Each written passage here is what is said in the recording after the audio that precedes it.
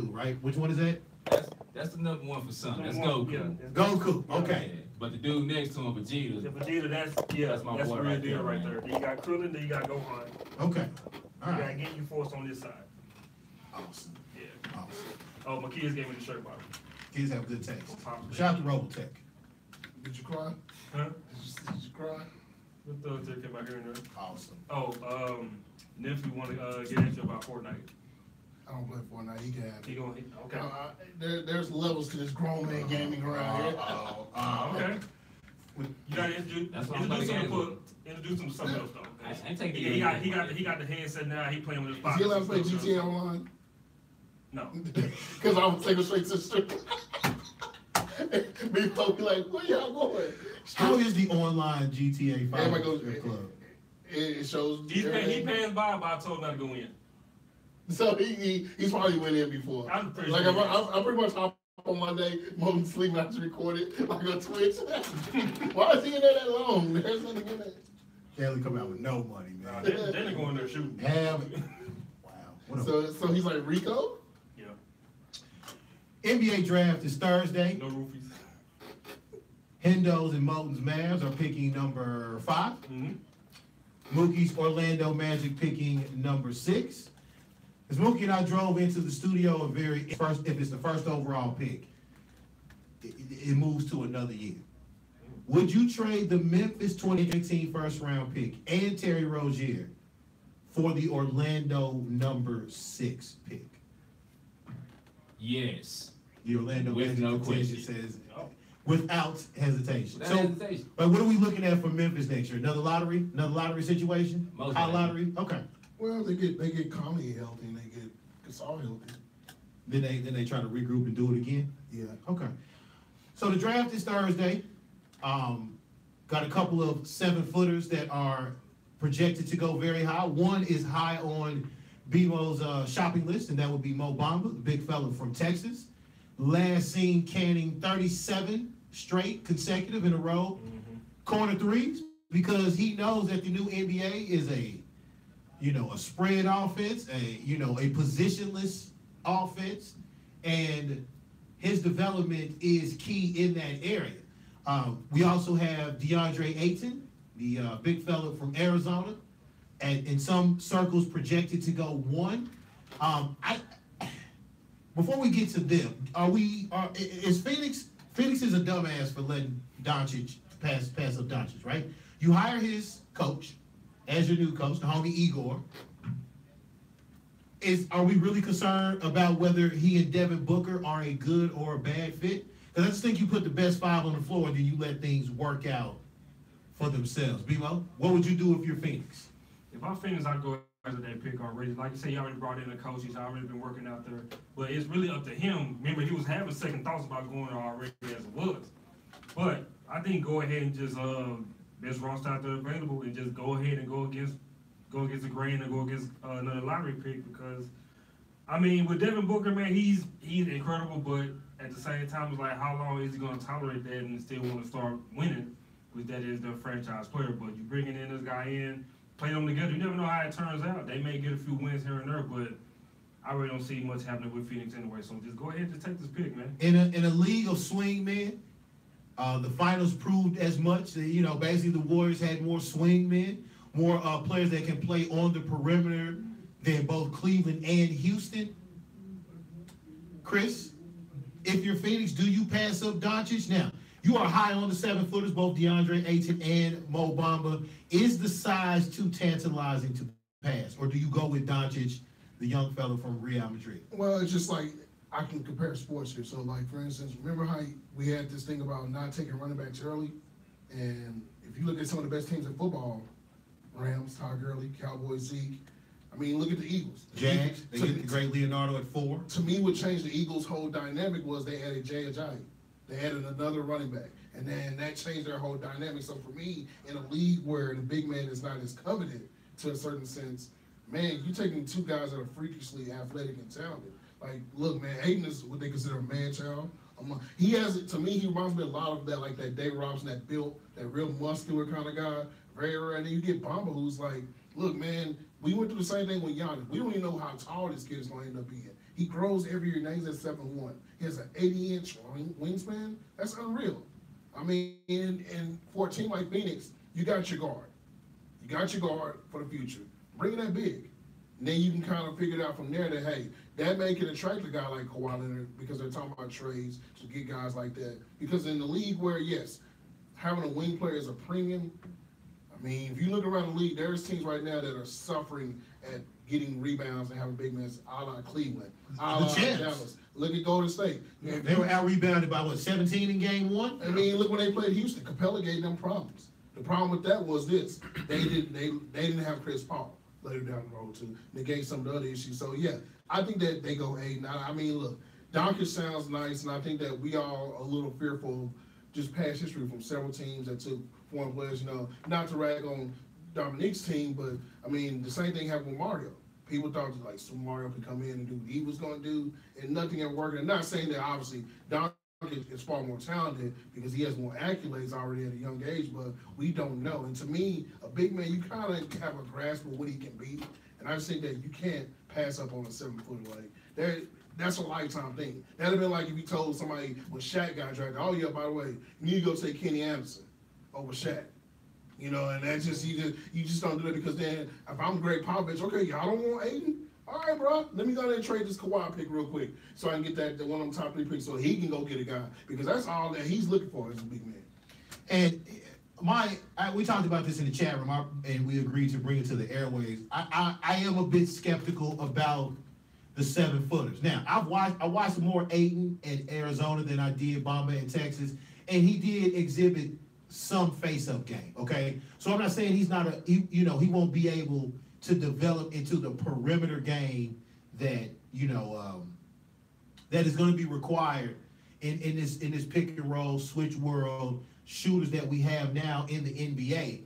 I do wonder if you take a Doncic, 6'8", explosive, has already played professional, so he has sort of that Ricky Rubio type experience coming in at still only 18 years old and played big time, pro ball as well because he was the MVP of the Final Four and the championship.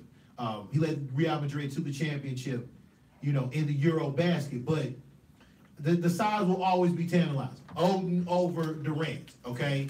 Bowie, for example. We all, every team coveted Patrick Ewing, which sort of created the modern day draft lottery as is. Yes, sir. I mean, look at Houston, their situation. Yes. When they got Samson, they'll go get Olajuwon. I mean, imagine if Houston takes Jordan and then one of those drafts, and then that may change their frame. I mean, that always is the case, but I also think that, this is the one draft, maybe in years that I've seen where we don't know who's the definitive number 1. Because every year you go through a draft, you kind of know, okay, like when Kyrie was getting drafted, we knew Kyrie was going number 1. There was consensus, right? We knew LeBron was going to be the first pick. We knew, certain guys are going to be number 1 when they come out. But this draft, it's like, man, 1 through 10 is almost like you pick who you need and what you like, not who you think is the best. Because at the end of the day, the Mavericks are in a situation where they just need talent. And I think I agree with you on that day when you mentioned the word talent, because I think that most teams are doing that. But I think for a team like Phoenix or a team like whoever's going to be second, third, Sacramento, Atlanta, they're looking for a franchise-changing player. And to me, if you do that, obviously Ayton becomes that guy because nobody knows Doncic. And I think that teams look at that. Marketing-wise, how can we market Doncic? And then here comes this 7-foot freak coming in here that could be potentially like the next big thing.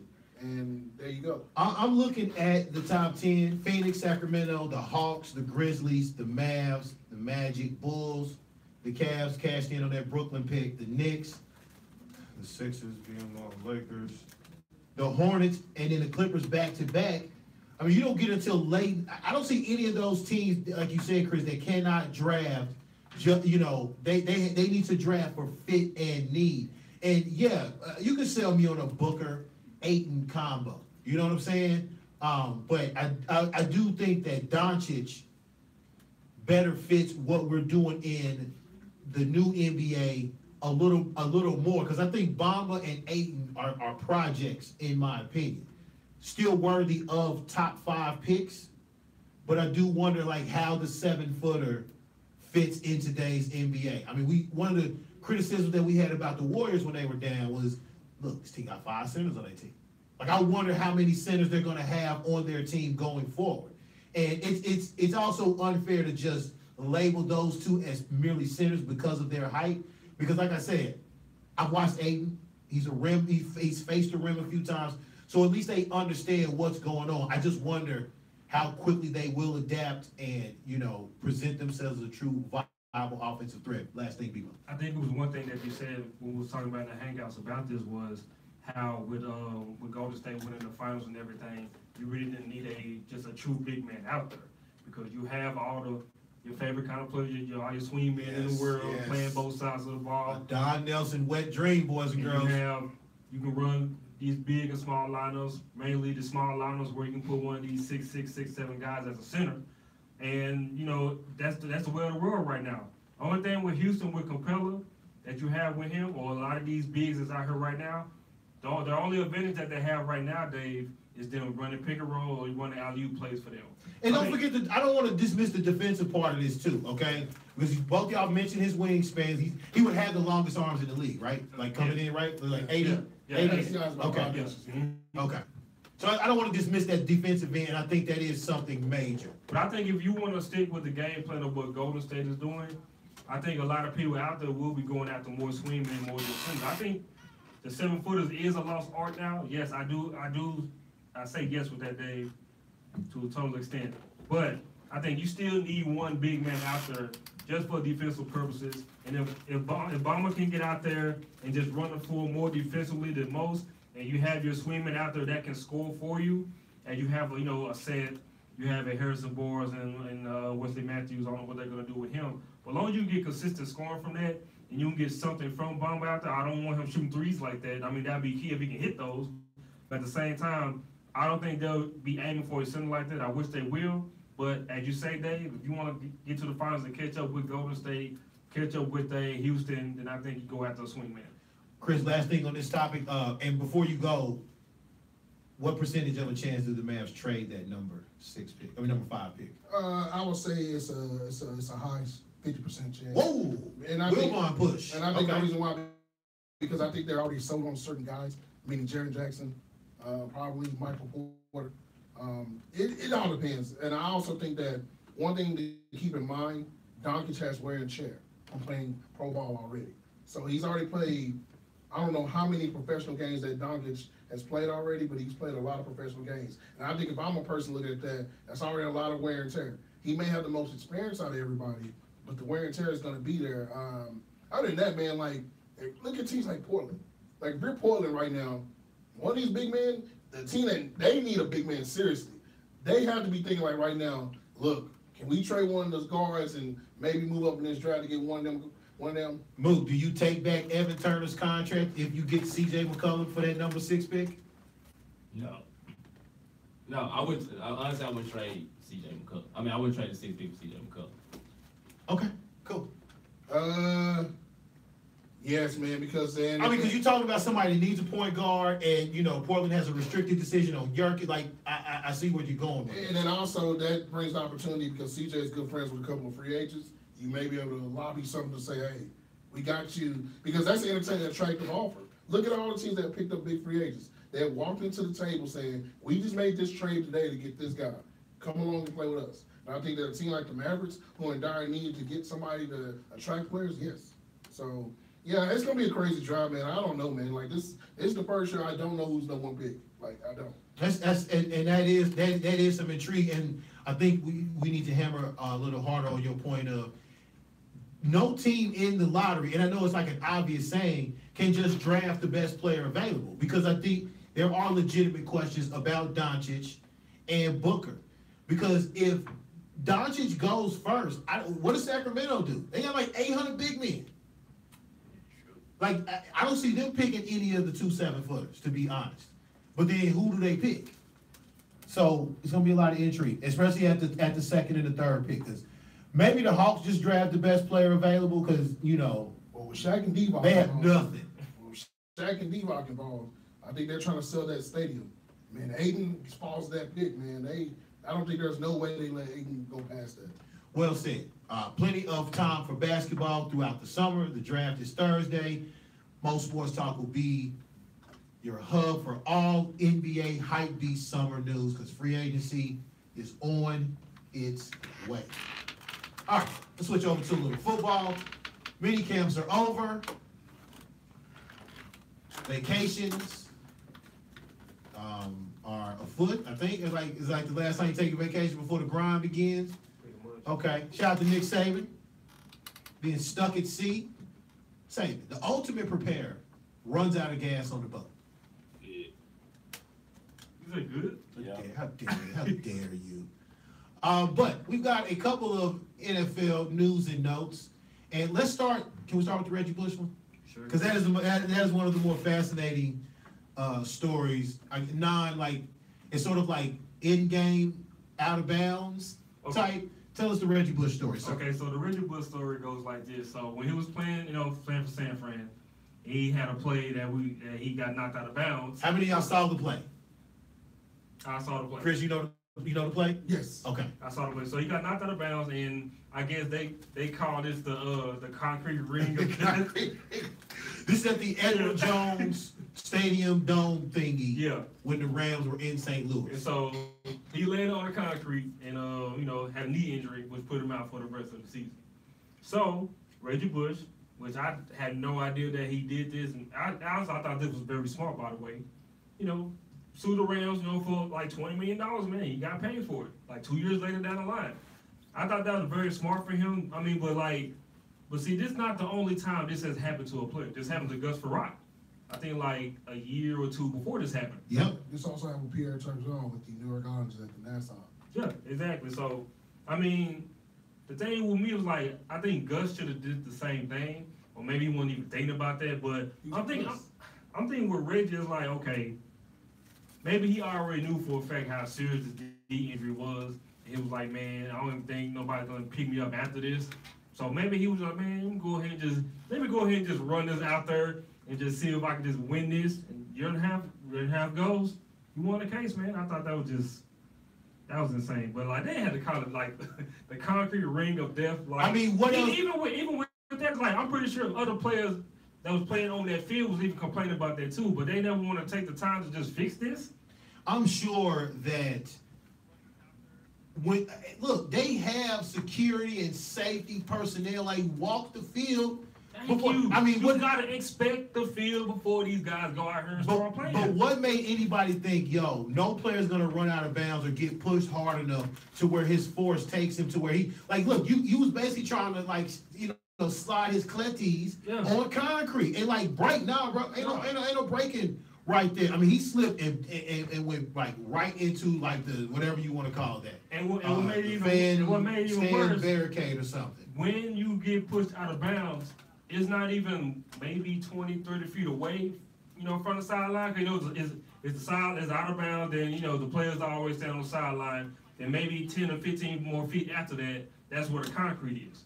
So they shouldn't even be that close to them like that. Like, that should have been an alternate fix a long time ago, but now the Rams are out, $20 million from it, Reg put the good word in and sued him for that. And he originally sued the city council who actually owns the Edward Jones Dome, but then the judge decided, nah, Crocky, you and the Whams got to get up in this name. Y'all got to get down in this lawsuit too. Yeah. Hey man, look, and it essentially ended his career. I think he came back and tried to play. Was it Buffalo? Was it Buffalo after the Niners? Yeah, but he never got on the field. But never got on the field because he couldn't recover from the knee injury. It basically ended his career. Yeah. Yeah, he caught on that. But so when we talk about this boxing, can that do sue the people about the steroids? We will get to that in the fight segment, sir. Okay. Good tease. All right, so it was a smart thing, but this happens all the time. We've all been in arenas before, and we've been courtside before the games. There's a lot of people out there inspecting and doing all kind of things, and just reminds me of what's going on with the Wings right now playing in UTA. Mm-hmm. A lot of the parameters that they have, because that's a small court. You guys been there. It's a very small court, and a lot of what happened the other night was the court was having, because we got to realize this: the world shifts, right? Our globe shifts, and the floor is not level. Well, you can kind of notice if you were paying good attention. If you look at the side of the 3-point line on the business side, it's sloped up. It was the weirdest thing. So they had to figure out a way to level the court because, I mean, people slip and fall. And like I said, this is on the arena. To me, that's an arena deal, and I understand it, but that also lets me know they need to figure out, put a net or something right there across the field and say, hey, if you run this net, you're secured. Because there is no way a player should be running that freely and then all of a sudden there's concrete. Like, it should be something to stop it. And this also just lets you know this is why teams are going to that artificial surface now. Because that's going to eliminate from people wearing cleats, metal cleats. They're wearing plastic against, so that doesn't happen. Very good. All right, Bowden. All right. It's been 30 years in the making, but I think it was 1987 where the NFL was having their strike for like 3 weeks. And so they decided to bring on these replacement players. A la one of the best sports movies that me and Mook has ever watched, also with Dave. Shout out to Mr. Shane Falco himself, called The Replacements. That was the movie based off of this, where the Washingtons had brought on some replacement players. And during that 3-week span, they won 3 games in a row. And so they went on to win the Super Bowl that season. But it's been 30 years. Those replacement players are just not getting their Super Bowl rings from last week. Okay. So y'all with that? They got cut. Yeah, I mean, I know they got cut. They did their job. I mean, they got paid for 3 weeks. They did their job. Of course, they didn't play on when they made the Super Bowl run. But 30 years down the line, they finally got their Super Bowl rings. One that they interviewed one of the players or whatever. They said it is a quote unquote sigh of relief, and I feel like I was a huge part of this team and things like that. I'm like, well, so they can. I mean, wait a minute. A sigh of relief. A sigh of relief. Was there like a paycheck accompanied with that? Oh, you mean the one you're going to have when you sell it? Yeah. How many players ended up getting rings? It was around close to 20 players. Okay. I mean, listen. This is one of the more popular, scab teams is what they called them back then. Yeah. Because they even got a 30 for 30 made for them. Yes, they do. Okay. Only thing I remember about that strike year was the Cowboys had the best team. Okay. Because Randy White and Tony Dorsett did not cross the line. Okay. And I remember the quarterback being Kevin Sweeney from Fresno State. I think it was a 3-week strike. I think the Cowboys went like 3-1. Mm-hmm. But came back. The Washingtons beat them when they had that loss. That was the only loss that they had. This is a life thing because I'll give you an example. If you get fired from a job in the middle of the year, you don't get the yearly bonus. So you did. Boy, you almost sparked the personal. Oh man! Glad you said that. And you know what they tell you? Because when the checks were, or like when you turned in the bonus, you were not on the payroll at the time. Yet you contributed to the getting of the bonus, which is like 6 weeks before they even cut the check. So, I mean, what kind of ring was it? The exact same ring, or was it? No, the same Super Bowl ring. So, yeah, the same hold on, so you got 87 jewels in 2018? Mm-hmm. Yeah. So yeah. No, I want that Philly one with like 219 of them things in it, man. Because when I go to Vegas Pawn, I need tops dollar for it. Look, my dad said it was over 30 of them. So say for it's like 33 of them. How many of them you think gonna sell?